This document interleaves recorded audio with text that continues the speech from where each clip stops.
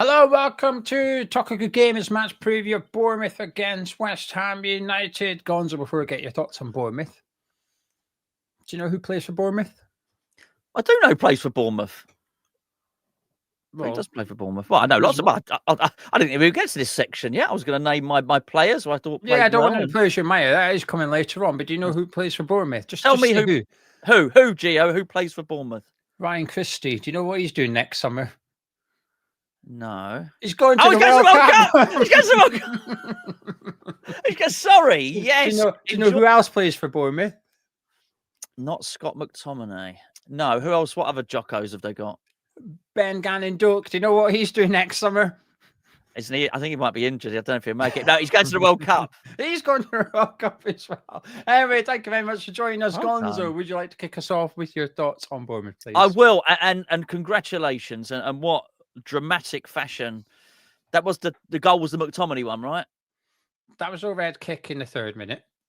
Oh, I thought that's something. There you go. Well, still congratulations. I thought. And then Kieran Tierney scored in the 92nd minute to make it 3-2. Then Ken McLean scored from the halfway line in the 96th minute to make it 4-2. How have you not seen any of this? Well, I have. I've seen the Scott McTominay stuff, but I think because it got mixed up with the Ireland stuff, because that was pretty dramatic as well. Old Parrot. That was so dramatic. I think in my mind I sort of merged the two. So I'll congratulate you for Parrot as well. He looks in good form for you. But no, okay. I'll go back and rewatch it. I was really pleased with it. I knew it was dramatic. I hadn't watched all the game, but I think the way I thought it was the McTominay scissor kick, I thought that was the 96th minute one or whatever. So particularly as overhead kick, not a scissors kick. Same thing, isn't it? No, it's not. Scissors kicks, you're like side on, aren't you? Overhead kick, the ball directly above you. I can scissor. I can do both at the same time. Actually, that's how I've seen it. Anyway, right, Bournemouth. What are you saying? Lovely, yeah, good, really amazing, really. Sold all those players. I really liked Howson. I thought Howson was so good. I really liked Kirk Ayres. I know he's not done so great, but I just think the number of players that they have lost, and for the big money, and then to keep on going like they have, I think is amazing, actually. I think they've got an incredible coach there. Obviously, a really good forward-thinking owner, Bill Foley, I think. What he's done has been miraculous. Well, not only hiring Iraola, of course, but what he's done with the training facilities. Obviously, I've got a lot of friends in the area. My folks still live in the area. So what he does in and around the community, that the future plans for the football club as well, I think is incredible. And yeah, I'm a big admirer of what they've done. They've gone up. Honest, every time we do this preview, I probably say this, but I went to watch them. We moved down from Ilford down to Boscombe when I was 13. And yeah, I used to go with my mates who were Bournemouth fans. We used to go there when Harry was manager there. So it's actually incredible to think of little Bournemouth, and I'm talking little Bournemouth, Premier League team, and a force in the Premier League, not a team that you particularly want to play. We're playing them now, of course. Yeah, haven't got a bad word to say about them. Yeah, I echo everything. I really like them as well. And I think when you, as a football club, if you overachieve and you go on and do something perhaps unexpected, I think the challenge is to capitalize on that. How do you take advantage of those lands you now find yourself in that perhaps you didn't expect to be?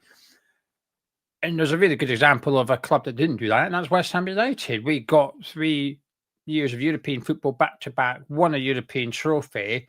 Well, 2 years later, look at us. We did not take advantage of that success that we had. The extra money coming into the club, the increased status of the club. We did not capitalize or take advantage of that unexpected situation we found ourselves in. So when someone like Bournemouth gets promoted to the Premier League, or when Brentford gets promoted to the Premier League, the challenge is, can you build a club very quickly as well so that you become an established Premier League club? That is a challenge, not just stay up. Can you become one of those teams that aren't perceived to be in danger of relegation and you become a mainstay in the Premier League? And that's exactly what Bournemouth have done. And like you said, their training ground that they've just opened recently is more than worthy of a club playing in the Premier League and stuff like that. Yeah. I like them. They're very impressive in a lot of ways. The way they go about their business on and off the pitch, I think, is really impressive. It's ticking all the boxes for me. As for so far this season, it is the Bournemouth we've come to expect under the last couple of years now, which is playing good football, attacking football, trying to win games, playing football the way a lot of fans like it to be played as well. There's nothing to dislike about Bournemouth, in my opinion. One of the bits of news that did come out over the international break in terms of clubs, Gonzo, perhaps unsurprising news though, was that Semenyo has a £65 million release clause, which can be activated in the first couple of weeks in the January transfer window. Would be a bit of a blow for Bournemouth to lose him, or do you think at 65 million that's a fair price? I think it's a fair price. He's doing very well. Looks the danger. It's a tough one because I think where did Katara go? He's at Brentford. He went to Brentford, and I think he filled in really well last season. You know, when Evan Ilson got an injury, also maybe when Kluivert couldn't play, he seemed to be the guy that would fill in there. I think they would need to replace him. They've replaced the players really, really well without spending it anywhere near the money that they brought in during the summer. That's a hard one to replace. The one thing I would say is I don't think you can keep doing that. You can't keep selling your players. I think it's mightily impressive what they've done. But for every Brighton, who, let's be fair, have not performed at the same level since they sold the amount of players that they've sold. They're not. Some might say that's because of maybe Hurstler's not as good as I'll flip him. What's his name? Marseille coach De Zerbi. But there's also, for every Brighton, there's a Southampton who carry on. Those are all South Coast clubs, actually, who sold too many players, and eventually it sort of caught up with them. So I suspect they'll be all right. If they do it, well, they won't have any choice in it. If someone comes in January, which is as hard as you don't want to have that in the clause. If you're going to have that in a clause, you want it to be a summer one. You don't want that to happen in January because it's going to be so hard to replace him. So you probably would find that they'd have to wait until the summer to bring in a really good replacement for him. Yeah, I think that would be a tough one. It seems a reasonable amount of money though, but that would be a tough one. They want to not do that. They want to resist that for as long as they can. Well, I assume they do, but there is a clause in the summer, but it's less than 65 million. Now we don't know what that price is. It's not being revealed. It is 65 million for the first couple of weeks of January. Then it expires. Then a different clause is active for the summer transfer window, which isn't as much as 65 million. So they'd retain him for the whole season. The con is they'd have a bit less money in the summer compared to January. But then if you consider him to be worth 2 places in the league, you might find that fee pays itself in that manner. I think it's a bit of a win-win for Bournemouth because it's Bournemouth. It depends. I think you have to attack this depending on what club you're speaking about. If this was West Ham and Jared Bowen, I'd say this is a disaster. We're knackered, but we're not. We're speaking about Bournemouth, and like you've said, they've replaced Kirkes really well. To fair, Howson left. Diakite's come in. He's done all right. And Zabarni went to PSG. That 18-year-old whose name I'm not going to try and pronounce has come in, and I've only seen him in a few games, but he looks bloody good, especially at 18 years of age. So they've shown that they can replace very, very sufficiently indeed. Of course, Solanke left, Evan Nielsen came in. So their recruitment is really good. I don't think it gets enough credit. I think Brighton take most of the plaudits, followed by Brentford. And I don't think Bournemouth quite get the credit that they deserve when you look at the turnover. Because when you look at their defence that we're going to play on Saturday, maybe Senesi played, he probably will, but the keeper was changed as well. So there's been quite a lot of change in that Bournemouth defence, but yet they've improved. So it goes to show how good they are. So in regards to Semenyo, if they lose him in January, it will be a bit of a blow. I disagree with you two. I don't think they need to replace him in January because Gannon Doak hasn't played as much minutes as he would have liked. Now, he does have an injury at the minute, but when we scored in the very last minute, he was running around. So I don't think it's a serious hamstring Okay, injury. sure. Adley, who they brought in from Leverkusen in the summer, hasn't had as much minutes as he would have liked either, I'd imagine. And then they've still got the likes of Brooks and Cliver, Tavernier. I think they're adequate for players in those positions. So I think you did bank the 65, wait until the summer.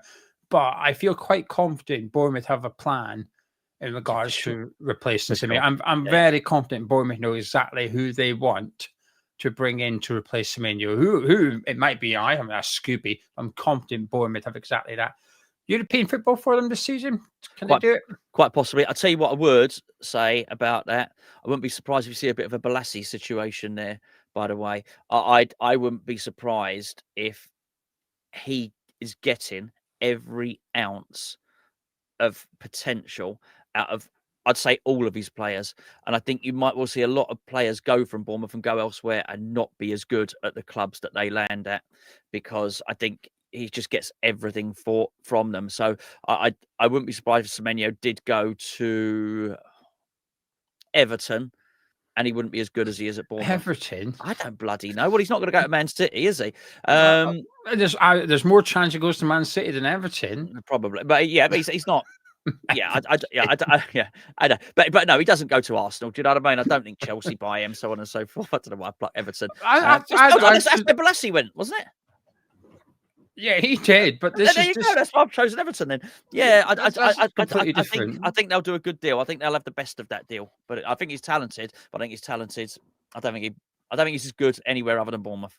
Might put that in the title. Semenyo will struggle at Everton.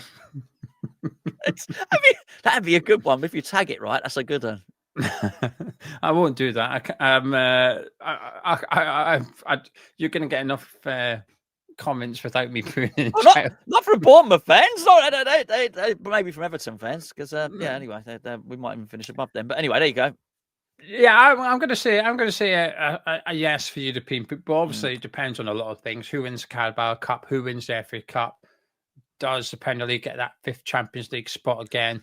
So you do need things to go in favour, so it falls down to 8th in the Premier League. And if that happens, then yeah, why not? But even if it doesn't, I could easily see Bournemouth finishing 6th or 7th in the Premier League this season and getting European football, which would be fantastic. I like seeing teams do things like that, like Crystal Palace. And I know Nottingham Forest have had a lot of success in European football prior, but not in my lifetime to have it. So I'm enjoying seeing Forest in European football. I'm enjoying seeing Crystal Palace there. So to see Bournemouth there, I'd enjoy it as well. Final question, as always, Gonzo, players you admire, please. Yeah, Alex Scott, really good player. Really enjoys come to the format now this season for obvious reasons. I think, obviously, I do think Semenyo's really, really good. He's I've got him in my What's-It team. But I like the way, I mean, Brooks really, is that's a great story. I love the way he's come back from that. I think, and he looks dangerous. He's got that lovely change of direction where he can sort of he can put opposition players on their asses just by the way he moves. I think it's really, really good. Lots of them. I think, obviously Kluivert's always good for a scintillating one, as it were. But Krupi's a player.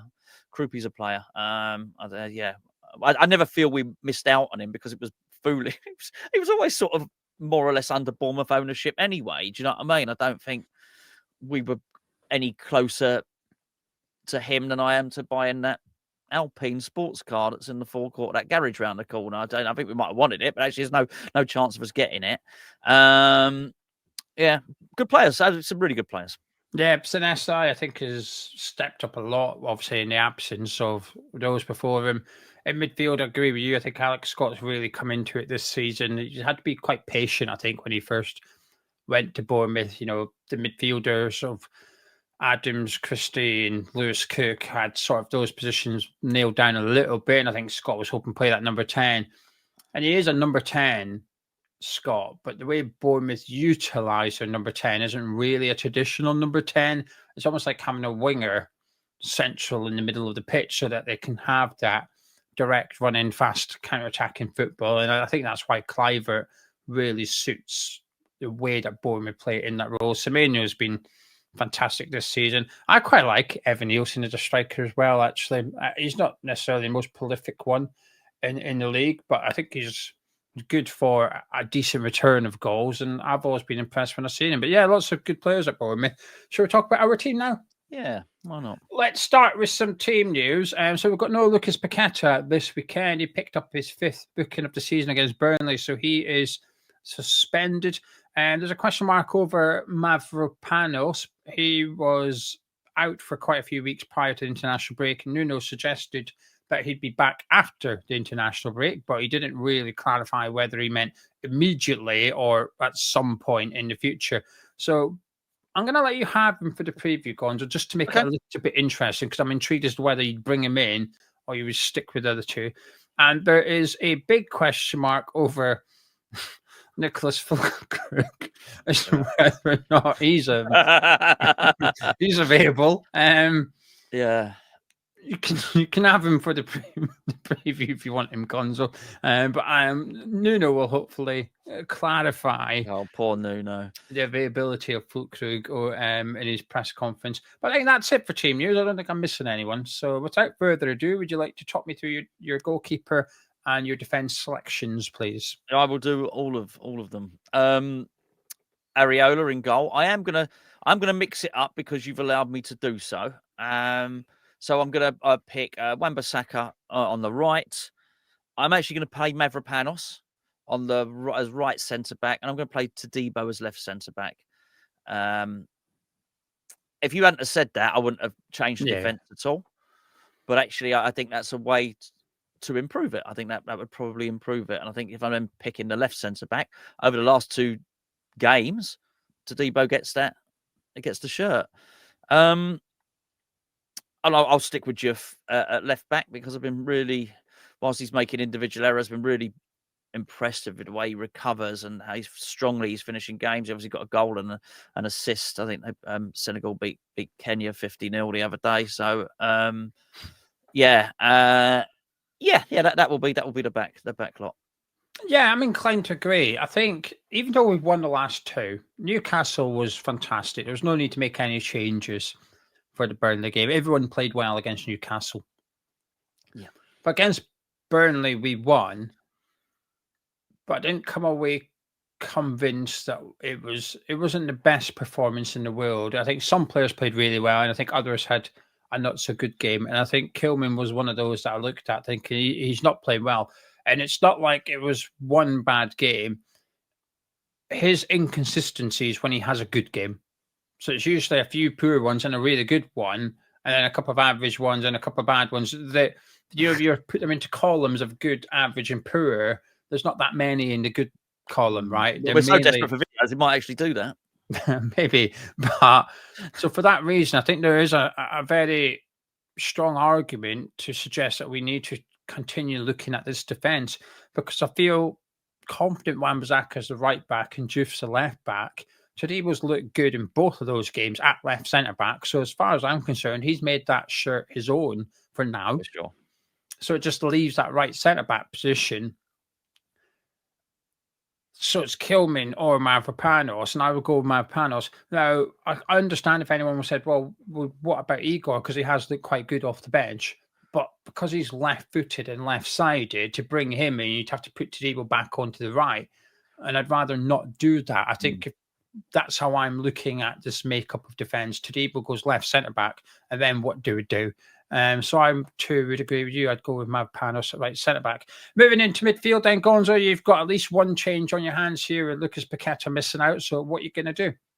I am going to play Songutu Magassa next to Freddie Potts, and then move Fernandez further forward. I don't think that's what's going to happen. I think he's going to play Souček, and I've got nothing but good things to say about Thomas Souček. By the way, I really like this super sub thing, and I think if you play him, you're probably going to find that he's going to slow the play down for West Ham. You're going to have to make a change, and then you don't have your go-to rescue act on the bench. So I think it hinders the starting 11. So I don't think he'd play him as a number 10. I think he would play him alongside Freddie I think I do. I think he'd play him alongside Freddie Potts as well. I think that could break things up just a little bit too much anyway. And I like that. I like that coming off the bench. What are we going to do? Let's bring Souček in, and it's just a little bit different when he's not got to get involved in midfield. He's not slowing play down, and you're bringing him on against tired legs as well. When there's obviously more space in a football match towards the end of it. So yeah, that's what I would do. Magassa, Potts on your double pivot, and what's his name as the floating number 10. Yeah, I completely agree with every word you just said there. I think this is the obvious one because Magassa has looked good in most games that we've seen him in. The Everton one under Nuno, he started slowly, but I thought he grew into the game and looked good at the end of it. Arsenal, he struggled with, but so did everyone else. He wasn't the weak link. It was just a weak chain. And then when we've seen him come off the bench against Burnley, I thought he looked good in that brief spell he came on. And I thought there was a significant improvement. I say significant, that's maybe a bit harsh, but I thought there was a improvement from Souček to Magassa, and I thought there was a drop-off from Potts to Souček. So when Potts went off and Souček come on, I felt like there was a bit of a drop-off just in moving the ball and how quick we were moving the ball. And then when Magassa coming on, I thought we got better at it again. We'd gone back to when Potts was on. And I agree with you, Souček's role at this moment is that very false nine off the bench thing. And you're correct. Wilson will start, but we know he might only have an hour in the tank. Now, it could be that Füllkrug's on the bench and therefore that's the sub rather than Souček. Yep. But Souček's come off the bench in the last 2 games and scored. That's his role for me at the minute. He's a super sub. He's the false nine. If you play him in midfield and think, well, when Wilson comes off, I'll put Magassa on and move Souček up. But you don't know if you're going to get Souček that's played 90 minutes. You don't know if he's going to have the same impact as he has. What you do have evidence for is when he comes off the bench with an hour already on the clock and he's fit and fresh, he's making an impact. So I think it would be foolish to change things and try and hope for the same results. You don't do that. You want the same results. You keep doing the same methods, and we want the same results. So keep doing the same thing, which is Souček is your sub striker, as and when required, if required. But I agree with you. I think this is where I'd be saying to Fernandes, you've got to get further forward. I think in the last couple of games, he's almost been a number 8, as has Paqueta. We've been playing like a 3 in midfield. And I think out of possession, we'd certainly see that again. But because our makeup of midfield will be different, because Magassa is a completely different type of player to Paqueta, I'd be saying to Fernandes, when we do have possession, you're going to have to get further up the pitch. Because I think he's inclined to drop deep. Fernandes is and get involved and pick the ball up from the Potts or the centre-backs and try and move the ball. And I understand why. And he's good at it. But I don't think we can afford him to do that in this game because there's not going to be anyone ahead of him. There's no Paqueta. He's going to Potts and Magassa next to him rather than ahead of him. So I'd be saying to Fernandes, you need to get up the pitch, closer to Somerville, closer to Wilson, closer to Bowen. I think it's a different role for Fernandes on Saturday. And he might like it. Nuno, a couple of weeks ago, before the Newcastle game, put it on Paqueta a little bit to be the number 10. I want him to do the same again with Fernandes and say, look, you're good enough to be the number 10. Go out there and do it. Become the playmaker for West Ham for 90 minutes and give me a headache so that when we do the next team sheet next week, I'm looking at Paqueta, I think, I'm sorry, maybe that guy was unbelievable against Bournemouth. He's the main character now. Put it on him. See what he can do. I think he's good enough. And our front 3, I assume we're going to pick the same. So would you like to talk us through it? Yeah, Jared Bowen on the right, Somerville on the left, and Callum Wilson through the middle. And you're absolutely right. You know what you're going to get with Wilson. You know, in as much as you know what you're not going to get, and that is a 90-minute performance. And honestly, there is at the club at the moment who better to bring on than Thomas Souček for that. It's an important role. I wouldn't even look at it as a demotion. Anybody that watches the rugby union, they call it a bomb squad. Steve Borthwick substitutes now are winning games for England, and they're the heroes. You know, he's sometimes saving some of his best players to bring them off the bench to win the game in the closing stages. Now, rugby is different to football in that sense. They really do get worn down in there because of collisions and everything else. But there's a glory. There's a definite glory to be in that super sub. Kevin Tierney came off the bench and scored for Scotland, just so you know. 90 something minute, wasn't it? Apparently, when I watched the game, yeah. Just saying. Not like that. McTominay, who scored early in the game, 3rd minute, I believe, for that one. Yeah. Yes, that's me front three. Yeah, I think Wilson. Here's a couple of stats for you. Wilson has scored more goals in this fixture than anyone else in Premier League history. 7 goals he scored, but they were all for Bournemouth. And Nuno has faced Iraola 4 times in his career so far, and he's never beaten him. Nuno's lost 2 and drawn 2 against the Bournemouth manager. So hopefully, fingers crossed. Yeah, fingers crossed he can make a change this weekend. But just for confirmation, I agree with Gonzo's front three of Bowen, Wilson, and Somerville. Right, before we start talking about how we're feeling, if we're feeling a little bit fruity, you want to point in the direction of the sponsors of this video. We've got a new sponsor. Ladies and gentlemen, and boys and girls. Now, in the previous sponsors, we've had to say boys and girls can't get involved. Boys and girls can get involved in this. Well, mums and dads need to sort it out. They have to pay for it. Yeah. Mums and dads have to sort it out. But then it's for the boys and girls, because this video is sponsored by FPro. Now, FPro is an app, but it's built like a game. And it also has a football mat. And what it's used for is to improve the football skills of your child at home. 20-minute sessions indoors in their bedroom or in the living room. And it's been built and designed by UEFA certified coaches. So this isn't someone like me and Gonzo's put this together. These are people with UEFA licenses that put these tasks together. And we know it's good. How do we know it's good? Because we got the mat sent to Frankie's kid, and Frankie's kid tested it for us, and we got the thumbs up from Frankie Jr. saying, yep, this is a good app. But the app is built like a game. So you still have tasks to do. You get your points, you level up, you get your trophies, you get a leaderboard, you create your profile. So it's got the game there. So it feels like a game, but then you're improving your football skills as well with a mat. And because we like you, got an offer for you. If you go to fpro.com/Hammers Chat or use the link in the description below, get a little bit of a cheeky discount. So there you go. With Christmas just around the corner, if you've got a little one that's into football and you want to help them enhance their skills, then do consider it. Go have a look at their website. Like I said, it is done by UEFA coaches. So go have a little look. Gonzo, before we talk about fruitiness, our next 6 games: Bournemouth away, Liverpool at home, Man U away, Brighton away, Aston Villa at home, Man City away. 6 games. What's a good return?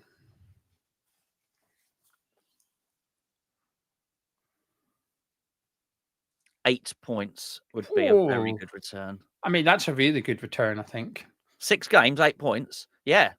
Oh, yeah. I know that 6 is just... No, I know. I don't know how to get them.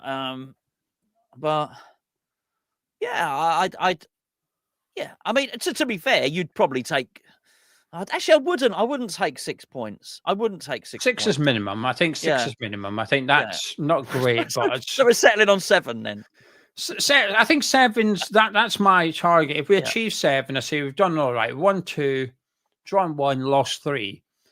But it's the fixtures, isn't it? Bournemouth away, Liverpool at home, Man U away, Brighton away, Villa at home, Man City away. I mean, that's a difficult run of fixtures we've got there. I think if we can get 7 out of those 6, I think we've done well. We do, but you know what? People do win surprise games and games you're not expected to win in the Premier League. We just had it with Newcastle. Yeah, I wouldn't put it past us. If he can get a bit of steel and he can get a bit of resolve into the team, and it looked like he was going that way. If he can get some consistency with his selections, I know that's hard because Paqueta's out for this one. We do have players that can cause the other teams bother. That much is clear. I go back to Sucha. I've spoken about it for a long time now. Game winners. Why I wasn't overly thrilled to lose Kudus, because even though he wasn't great last season, he is a game winner. Okay. And that's why when I talk about some of it, we're yet to find out if he can become a match winner. We know he's good at taking a ball forward and traveling with a ball, and there's good stuff, but we need some assists, we need some goals for him to become a match winner. But we do have a really big one in Jarrod Bowen. we have all right, his powers might well have been diminished. We do have a match winner in Callum Wilson, who can score goals, who can gain you points. Intermittently, maybe Paqueta, and certainly a match winner in Thomas Souček off the bench. And this is really, really important for us. I think what we don't get is the incremental fluffy stuff, which is some 3 goals a season from a central defender or so. That stuff like that can make a difference. Do you know what I mean? So it's actually quite incremental stuff. And I think if he can make us tight at the back, we've got the match winners up there. And I think if you do that, you can go and upset a team. And there's always a thing about an off day, or you caught Newcastle on off day. Well, make no mistake about it. If you're going to play 38 games through the season, you're going to catch a lot of teams on off days. Not everyone is going to be on tip-top peachy form at every single game. It might well be. I mean, we haven't even got Liverpool are having lots of off days. I'm pretty sure right before we faced them, they'll possibly. They might even have Forest this weekend or something. So they do, yeah. Right, okay. So yeah, I mean, do you want them to beat Forest? Yes, you do, because you want to keep Forest down there. Do you want Liverpool to get their peckers up before they play us? Not ideally. But listen, these things happen. These things happen. If we can remain competitive, and it was something that one of the few things that Graham Potter said that made any bloody sense was when he said, "I want to stay in games." They were words. You said you mentioned recently when we did. It might have been a Patreon video or something. You felt that Graham Potter had almost swallowed a corporate motivational speak dictionary or whatever. He felt like he was Tony Robbins. He was more like David Brent when he goes to do motivational speaking in the office. It didn't work, but some, for all the looking under the bonnets and the zooming out, sometimes he did say something which was accurate, which basically stay in games. He said the words. Yeah, I mean, the practice was slightly different. I do believe Nuno can do that. I do believe Nuno can stay in games. If we can, we got half a chance here. And this, and I can't remember what your first question was. How many points do you think we should get? 8.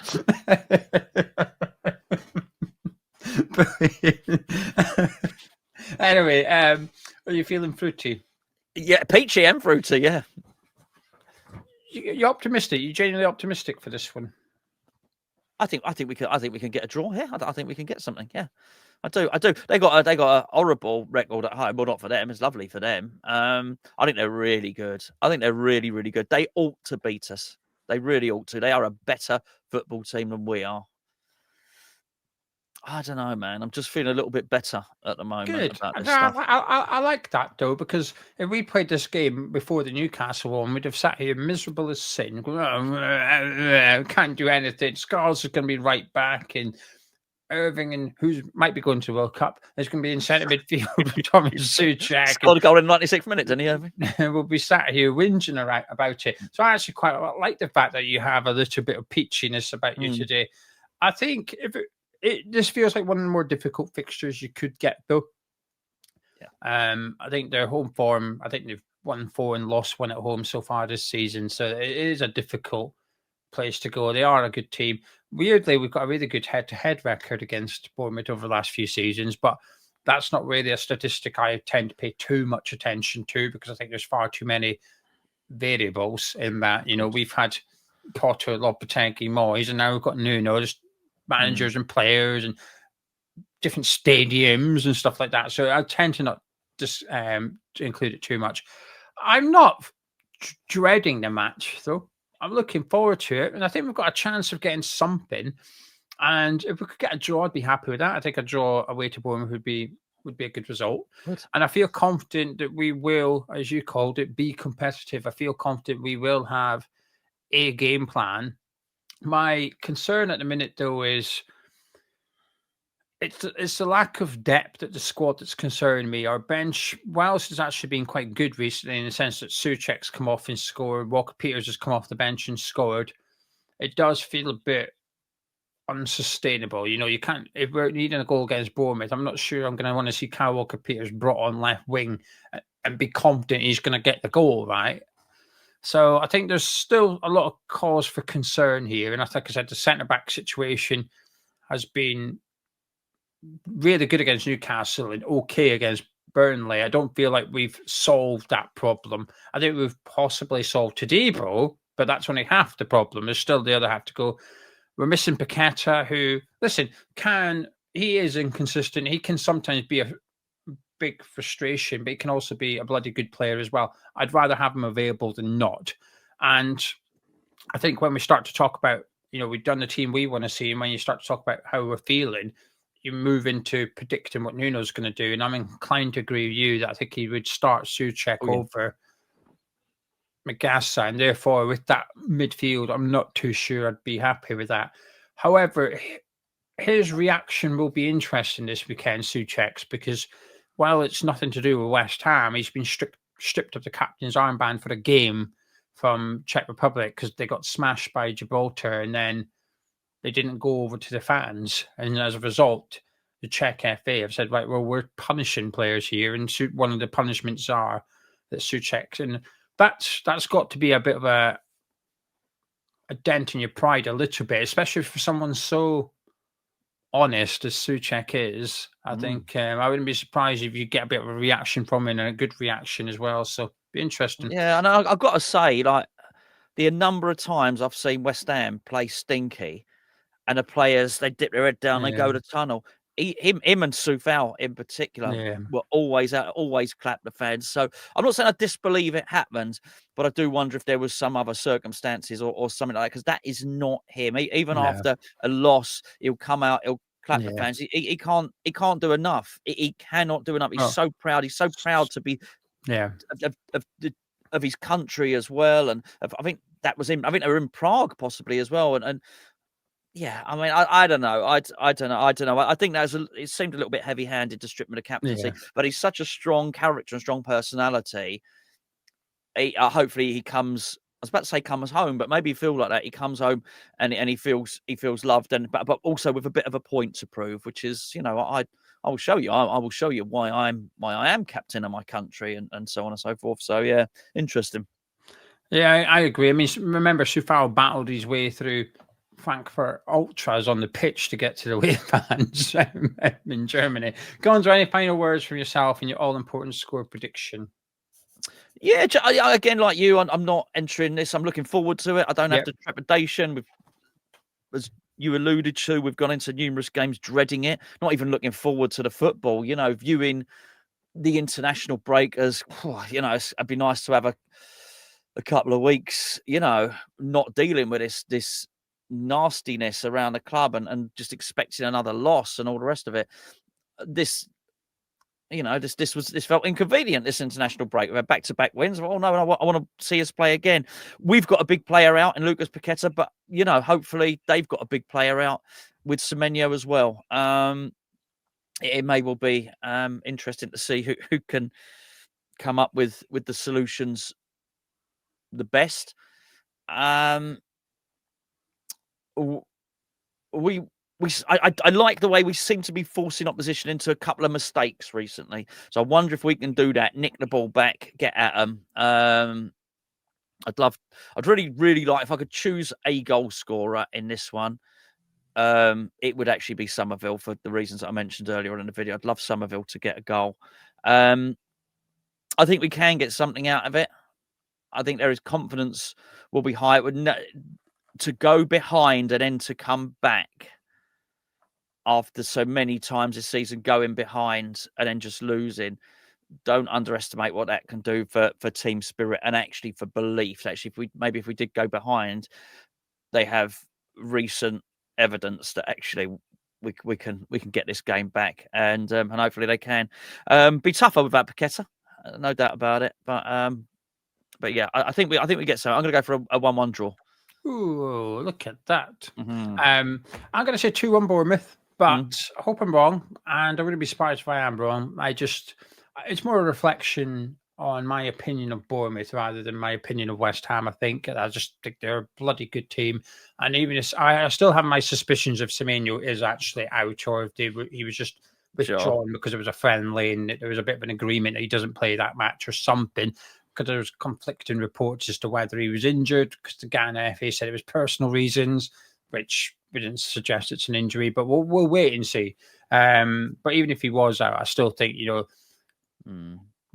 our options to replace Paqueta are Souček or Magasa. Hopefully that's the options, and it's not Ward-Prowse, Irving or Rodriguez, but that you'd imagine that's his 50-50 at the minute.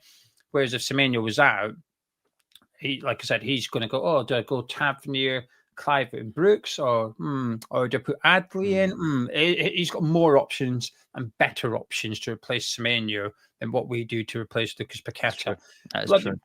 Tough game. And if we were playing a different fixture, I might predict us to win this weekend, but away to Bournemouth. I'm hoping I'm wrong, though, because I am enjoying life at the minute. West Ham have won a couple of games. Scotland are off to the World Cup. It's good. So if this momentum, this feel-good positivity train could continue, I certainly wouldn't complain. But anyway, Gonzo, thank you very much. A pleasure as always. Love it. And if you guys at home have enjoyed it, please do drop a like on the video, subscribe to Hammers Chat, and if you fancy getting your little one, the FPro Football Mat, head over to fpro.com/Hammers Chat, where you can get yourself a little bit of a discount simply because you're from Hammers Chat. We'll catch you in a bit.